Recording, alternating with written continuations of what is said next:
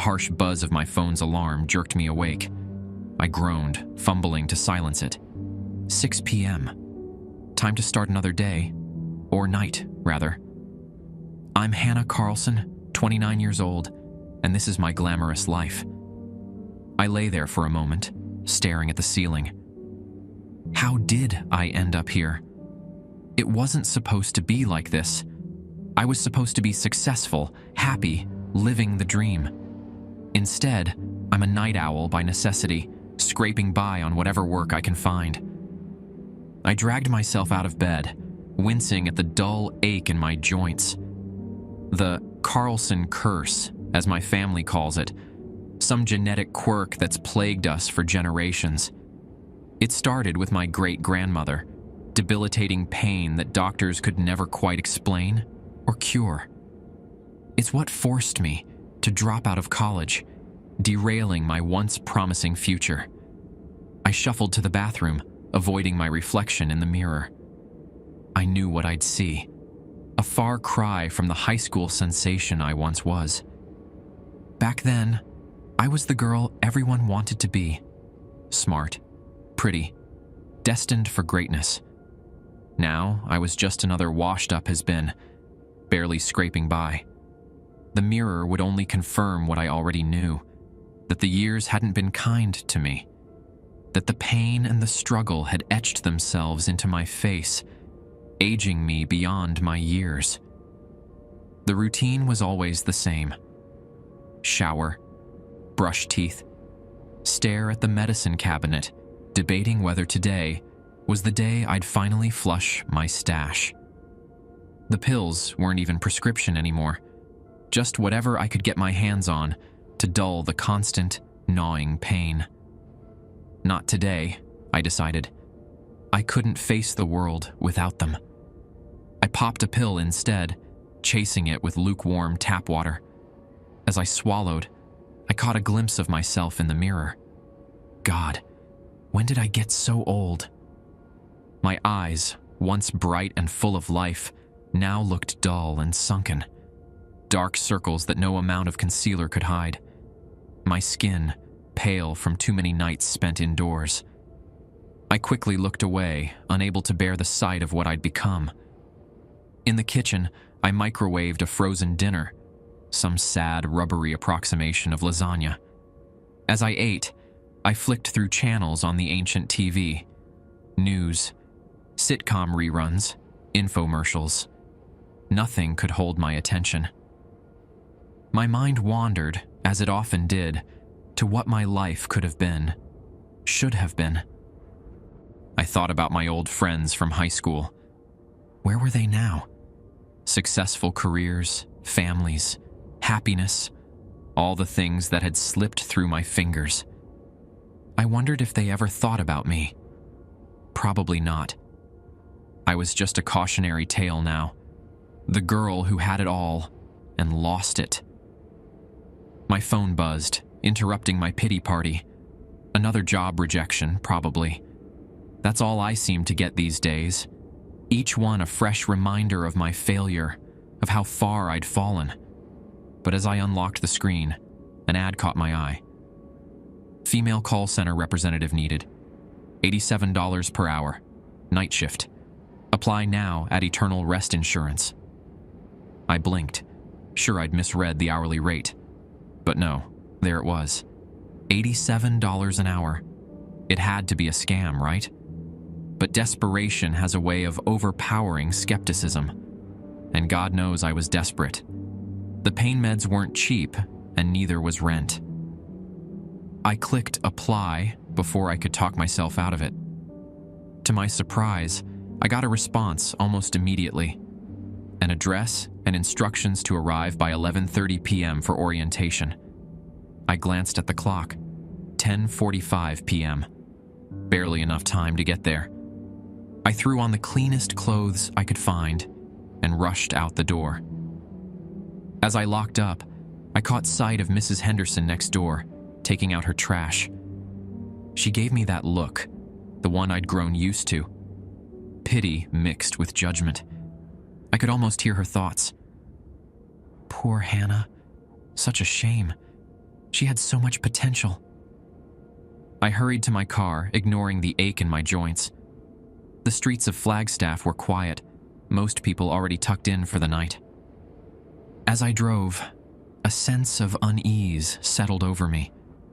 The address led me to the outskirts of town, down a road I'd never noticed before. I couldn't shake the feeling that I was making a mistake. But what choice did I have? The bills were piling up, and the pain. God, the pain never stopped. If this job was real, it could change everything. And if it wasn't, well, it's not like I had much left to lose. At 11:28 p.m., I pulled up to a nondescript office building. No signs, no logos, just a plain gray facade that seemed to absorb the moonlight. I double-checked the address. This was the place. It looked abandoned, or at least it should have been. But there were other cars in the parking lot. Other desperate souls like me, I guessed. I sat in my car for a moment, trying to calm my racing heart. This was it. My last chance, maybe. I thought about turning around, driving home, crawling back into bed and pretending this never happened. But the thought of another day of nothing, of pain and regret and emptiness. No, I had to do this. I walked in, my footsteps echoing in the empty lobby.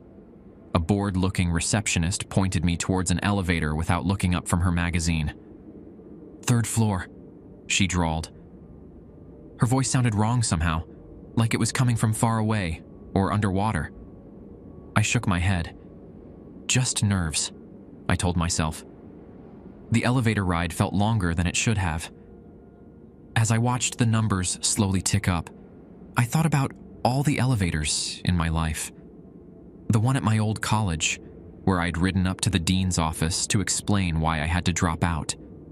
The one at the hospital, where I'd gone up to see my mother one last time before she passed.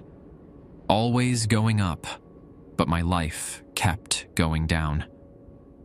When the doors finally opened, I stepped into a dimly lit call center. Rows of cubicles stretched out before me, each occupied by a woman staring intently at her screen. The click-clack of keyboards and the low murmur of one-sided conversations filled the air. But there was something off about it all.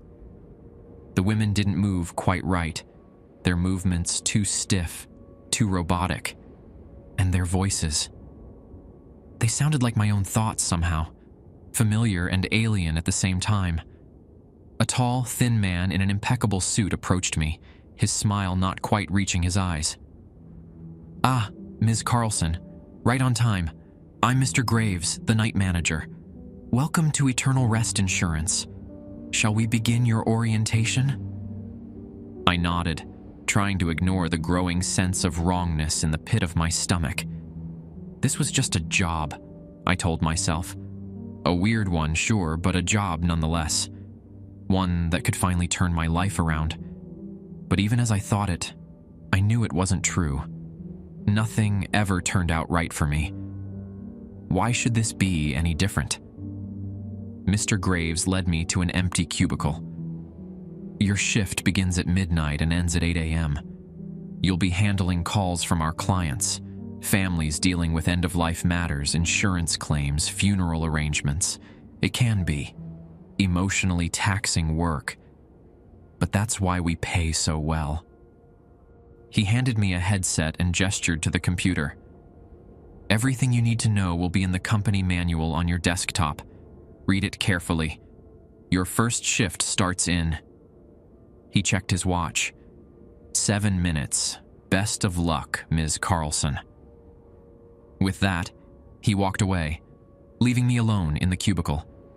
I sat down, my heart racing. This was really happening. I was about to start a job I knew nothing about, in a place that felt increasingly wrong with each passing second. But what choice did I have? Go home? To what? An empty apartment, a bottle of pills, and a future as bleak as this office? I turned on the computer, the screen flickering to life. A single icon sat on the desktop. Eternal Rest Employee Manual. I double-clicked it, eager to get some answers before my shift started. The document opened, revealing pages of dense text. I scrolled quickly, trying to absorb as much as I could. Most of it was standard corporate jargon, mission statements, company history, benefits information. Nothing to explain the eerie atmosphere or the too-good-to-be-true pay. As I read, my mind wandered again. I thought about my mother, about how proud she'd been when I got into college. "You're going to do great things, Hannah," she'd said. If she could see me now. I pushed the thought away. No use dwelling on the past. This was my life now, for better or worse. Just as the clock struck midnight, a chat window popped up on my screen. "Ready for your first call, Hannah?" The message was from System. Before I could respond, my headset crackled to life. A phone was ringing. Once, twice. I fumbled with the controls, finally managing to answer. Eternal Rest Insurance. How may I assist you?"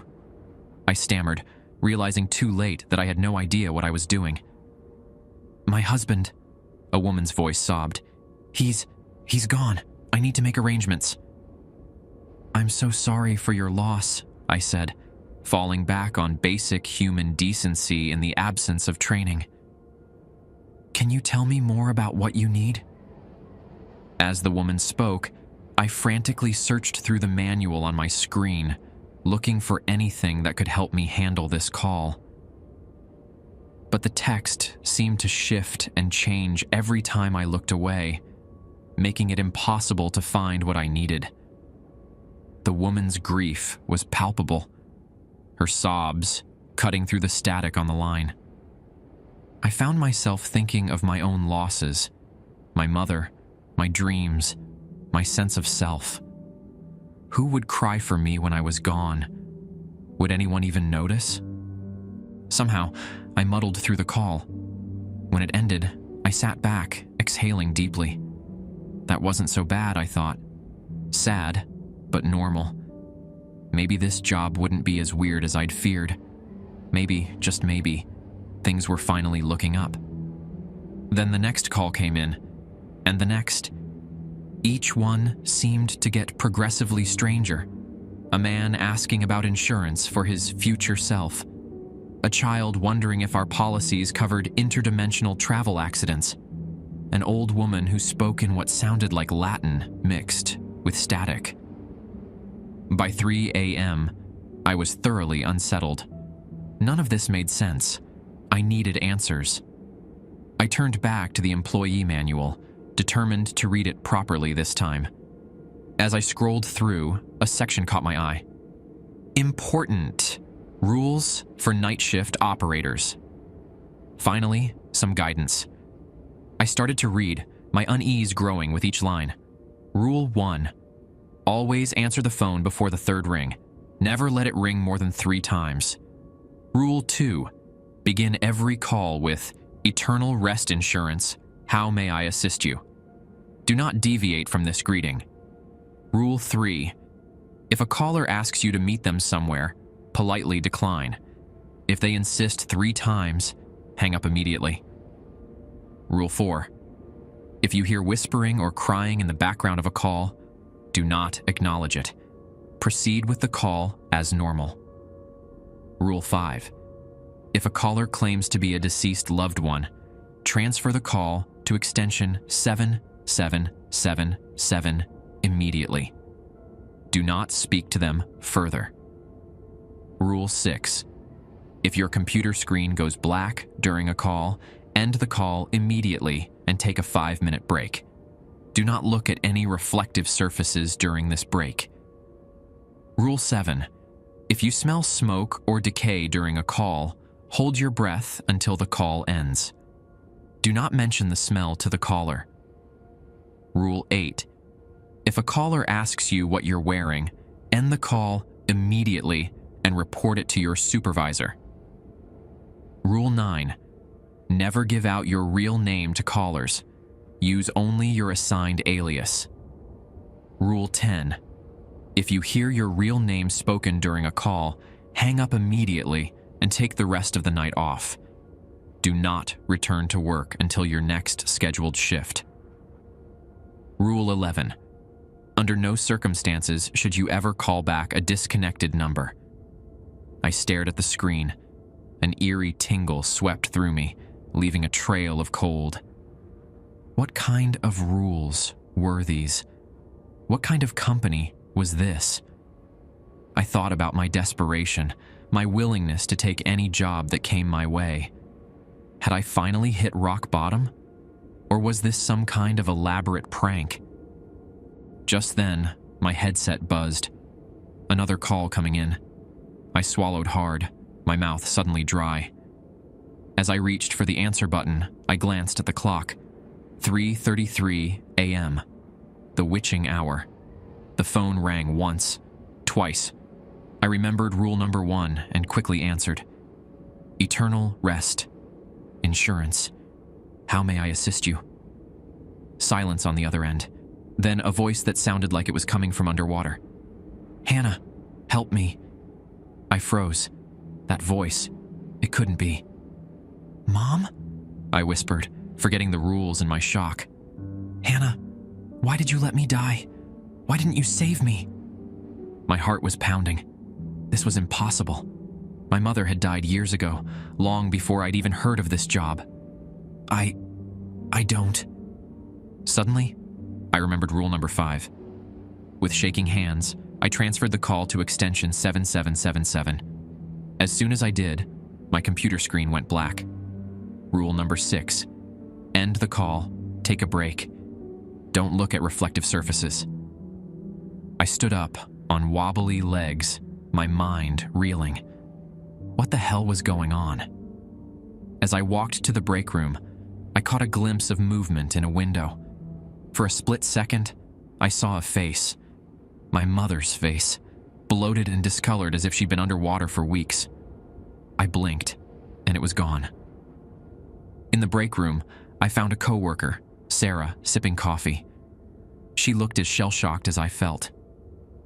Rough night? She asked, her voice hollow. I nodded, not trusting myself to speak. It gets easier, Sarah said, though her eyes told a different story. Just follow the rules. Always follow the rules. But why? I blurted out. What happens if we don't? Sarah's face went pale. She leaned in close, her voice barely a whisper. Trust me, you don't want to know. Just be careful, Hannah. This place, it's not what it seems. Before I could ask more, my break timer beeped. 5 minutes up. Time to go back. As I walked back to my cubicle, I thought about Sarah's warning. Not what it seems. Wasn't that the story of my life? Nothing was ever what it seemed. Success turned to failure. Health turned to pain.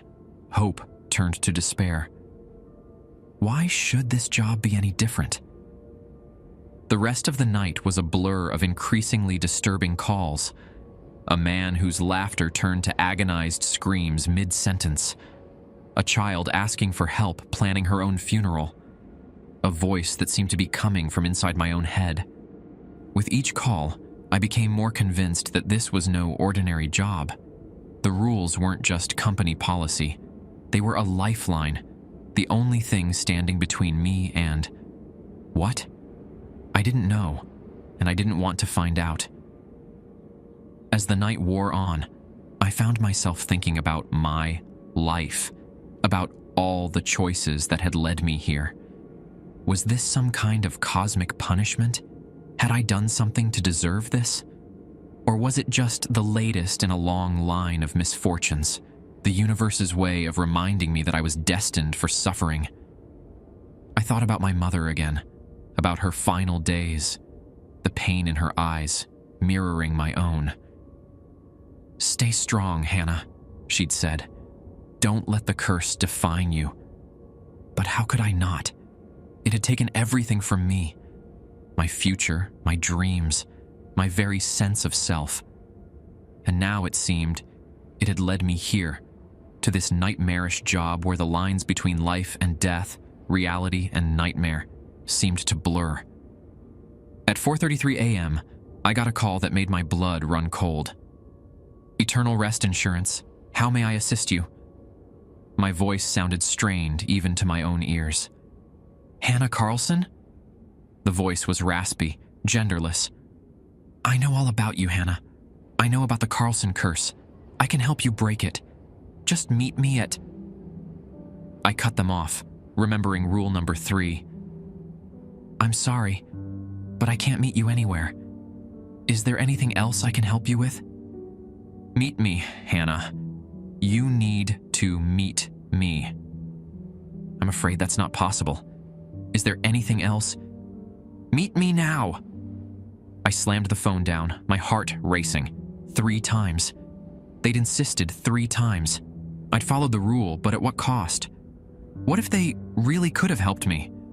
What if this had been my one chance to break free from the curse that had defined my entire life?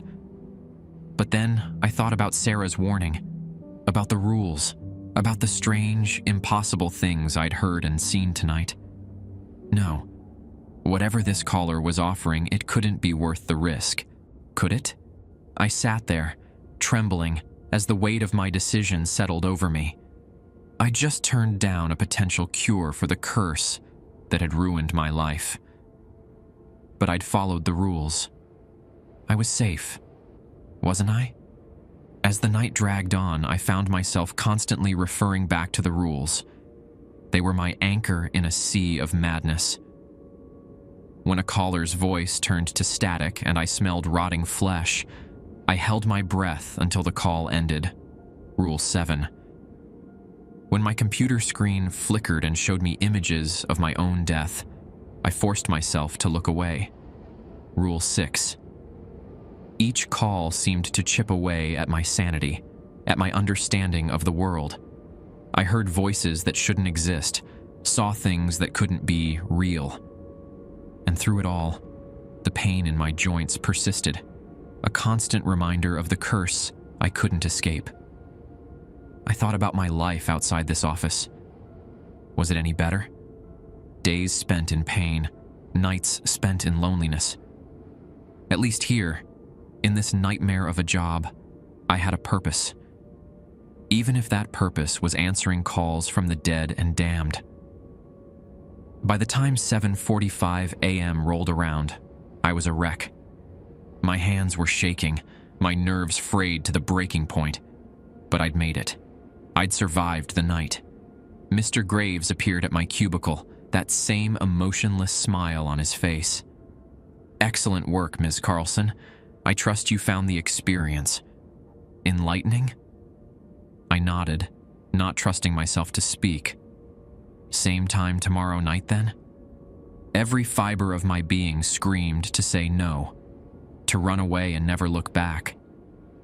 But then I thought about my empty bank account, about the Carlson curse and the medical bills it brought, about the needle waiting for me at home, about the emptiness of my life outside these walls. "I'll be here," I heard myself say.